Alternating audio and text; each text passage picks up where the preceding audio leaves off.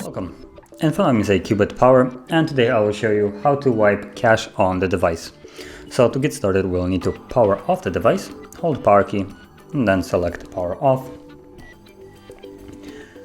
Wait for the device to shut off, which will be indicated by the vibration.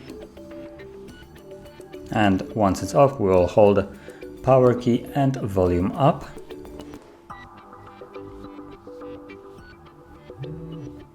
Okay, so now power key, volume up. And once you see the CUBOT logo, let go.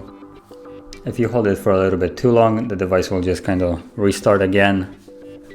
And you'll need to start basically again from the shut off device and hold power key and volume up.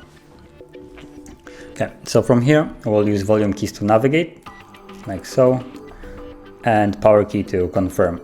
So with that in mind, let's select wipe cache partition right here and confirm it with power key. Select yes. Then you will get on the bottom cache wipe complete as a last message, and you should be back in the recovery mode with the reboot system now being selected as default. So all you need to do is press power key and the device will reboot.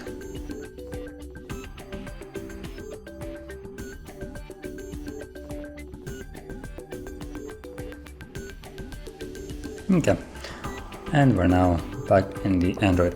So that is how you would wipe cache partition, and if you found this video helpful, don't forget to hit like, subscribe, and thanks for watching.